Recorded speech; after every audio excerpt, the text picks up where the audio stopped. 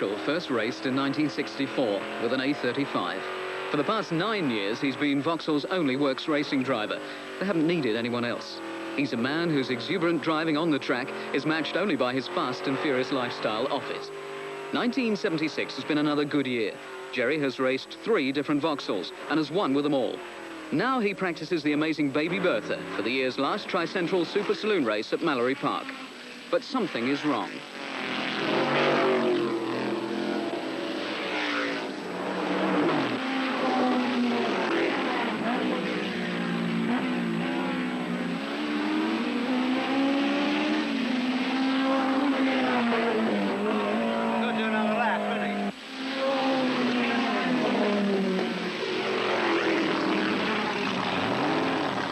Despite the problem, Gerry must go out again to qualify, leaving the mechanics to puzzle over the problem.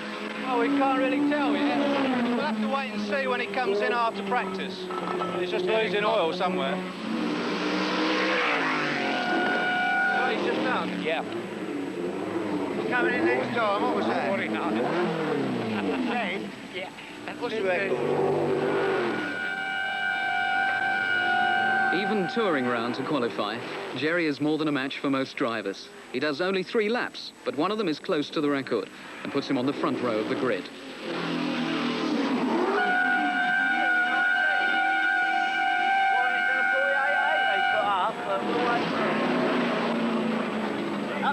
Bloody quick, wasn't it? His doors ain't even warm yet, are they? No. Don't have 4 laps.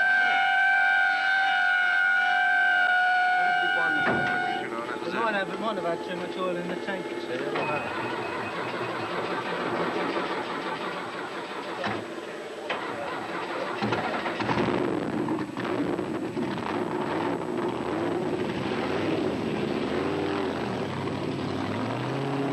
Why is that Vauxhall so quick? He's got the biggest driver. It's just quick. It's a quick combination. It's a virtual works car, isn't it? I mean, it's DTV. It's a very fast car, very fast driver, and he's got all the right bits. The lads have changed the cylinder head on it, because we had a cracked head after the last meeting, and we appear to have an oil leak. Whether it's anything to do with the cylinder head being changed or not, I don't know. But I wasn't able to rev it at all then. It was just weighing out oil as I put my foot in it. So I just did 1 relatively quick lap to qualify and 2 slow ones, and you know, hope they can cure it for the race. It's the first time we've ever had any trouble with the engine, apart from when we had it blow up once. You know, the previous engine blew up. Other than that, we've never had any troubles at a meeting at all. Getting old, like the driver. Well, obviously, Gerry Marshall is #1 contender, but Nick Whiting is very thirsty for a win, because he could snatch the championship at the last round, and for a 2-litre car, that'd be really fabulous. Well, obviously Gerry, if it's right, you know, and then, of course, Nick's been up here a fair bit with me. You know, we've had a few fantastic races around here, so I would think Nick and probably Mick Hill, because he was going quite well up here about a fortnight ago. So, you know, it's open, really. I think he's kind of going to be the one to beat this afternoon. Yeah, I think he's going to be the one to beat, and Colin's going to be right up his chuff as well.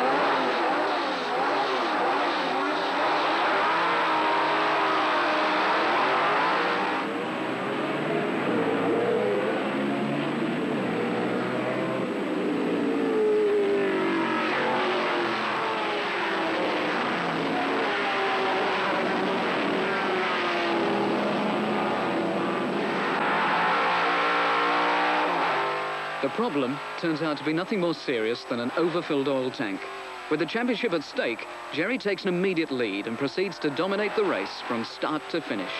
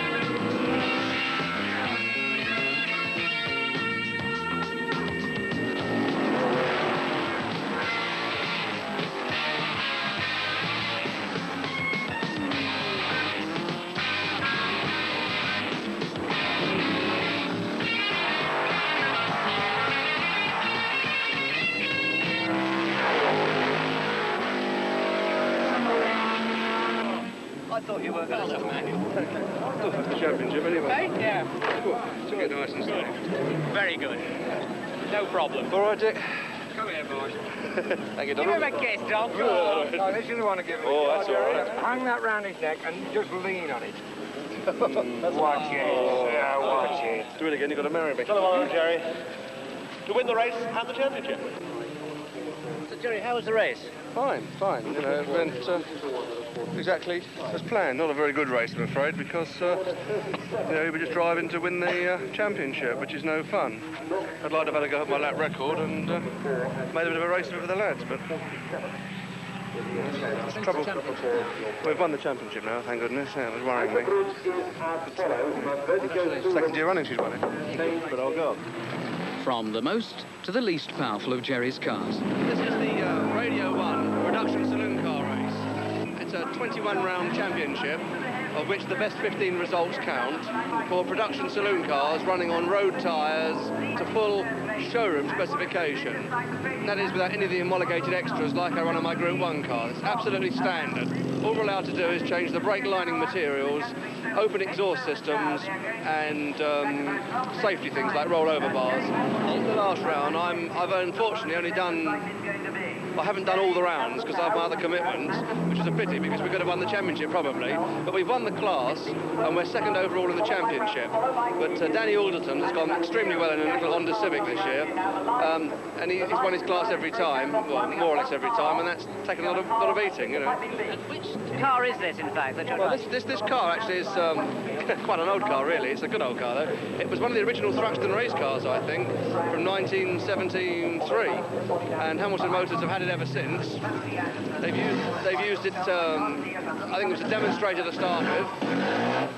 And then Rex Greenslade drove it for a season, and I've driven it for the last 2 seasons. It's slightly down on specification because it's built from a road car. The best ones really are built from shells. Oops. If you build one from a body shell, it's a lot lighter. We're 138 pounds overweight. I think I am as well.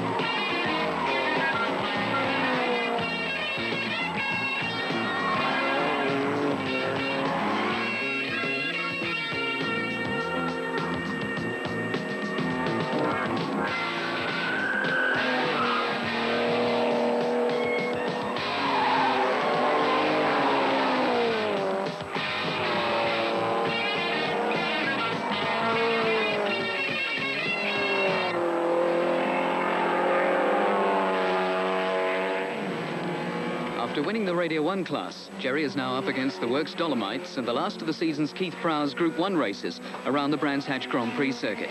On a damp track, he's been practicing on slick tyres. Now he lends a hand changing over to wets.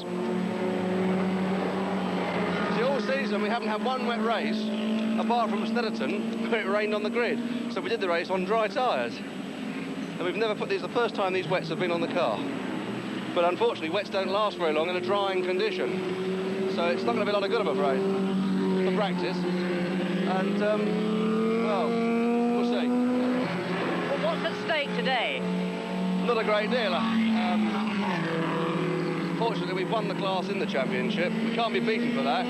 But now it's, you know, on us. Trying to prove the point. We've done it as much on reliability as speed this year. And we're now beating them on speed as well. And I'd like to finish the last race of the year off with a win, you know, on performance. In fact, we won the first race of the championship at Brands Hatch here in March. But that was more on reliability than on performance. And today I'd like to do it on performance if possible. But, you know. Who's going to be in main opposition today? Andy Rouse. Andy Rouse in the Works Dolomite. They've got 3 years development on us, and you know, it goes very, very well. We share the lap record anyway, the pair of us. Well, why does that Vauxhall go so quickly, do you think? But basically, it's a very good car. I mean, it's got a lot of horsepower this year. They seem to have gradually developed it as the season's gone on. Now they've got the handling right. You know, it's got to be a very quick car. It's got a 5-speed gearbox. know, it should be quick, really. You know, compared to the Dolomite, it's got as much power. It's got more power, in fact. I think Vauxhall have fallen out the bag with the Magnum. Good luck to them. That's a bloody quick car. And Bill's done a fine job, I think. It's just a question of development. We had to catch up in one season on 3 years' work spec development. 8 valves against 16 valves is quite a job. And, you know, we're just about there now. Obviously, we've still got plenty of work to do. And we are looking forward to next season. I'm sure the Dolomites will be quicker, and so will we.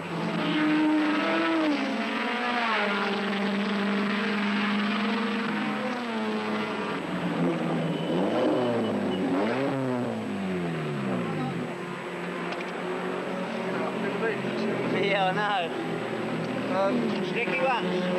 Yeah? I'm going right at the end. I'm not really fast. No, Rouse is still 0.8 behind at the moment. presumably Gerry is going to be the main opposition this afternoon. Yeah, I think so, yeah. He's going very, very well. In fact, his practice time was only, I think, about a second and a half slower than the lap record. I mean, there was 2 corners which were still very damp, you know. So what he's going to do in the dry, I don't know. Should be good. There's only 2 seconds off the dry lap record. The dip's gone, the dip's not working properly. And it's 2-wheeler.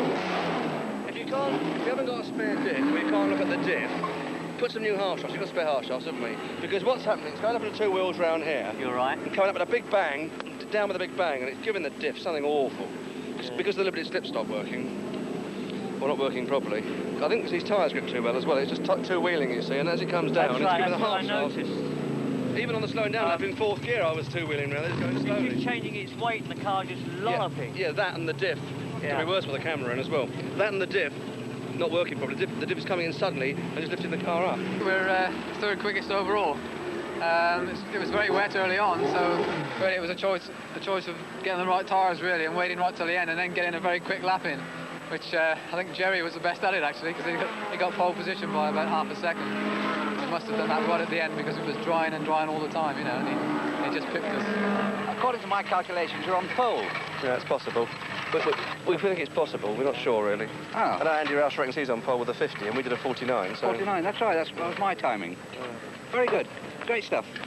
Well, it's a good day for Vauxhall. See James won today. Yes, championship. Did you hear it on the radio? Yeah. Blinder, wasn't it? Yeah, great. Yeah, cool. I think had some of the English timekeepers over there, didn't they? Do you have any particular tactics for this afternoon? No, just get a quick start and go like hell, because that's what Marshall's going to do. Should be a good race. I'm looking forward to it.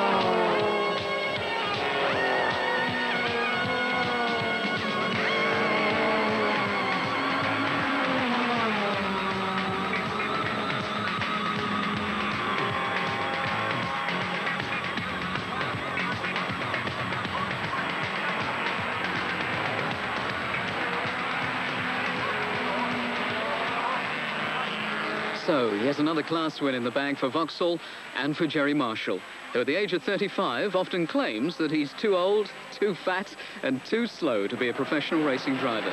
But very few people work as hard at their sport and yet enjoy it as much as Gerry. And even fewer enjoy his astonishing success.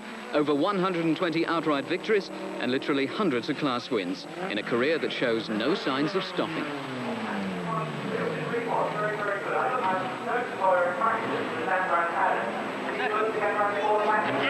Nearly got it too.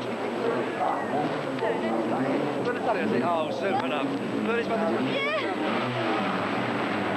Oh, that must have been a bit of a turn up at the boat, wasn't it? It's been a very good year. Very pleased with our results. We got the Super Saloon Championship, and of course we got another result with this car, which we frankly never expected. We didn't expect to beat the Dolomites the way we have done. Of course, we realized that the Dolomites have had problems, and as a result, maybe we've been lucky. But I think towards the end of the season, we've become more and more competitive, which is, you know, a great thing, really. Another thing we have been, you know, very grateful for, really, two things. One is we cannot understand that Gerry has stuck it with us for so long.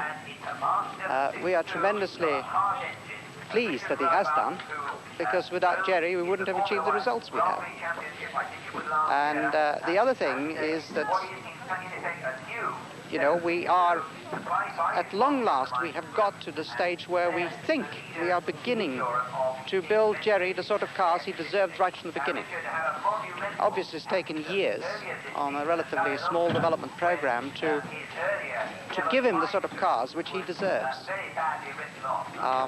Well, we're not quite there yet, and we're hoping for several more years of results from Gerry.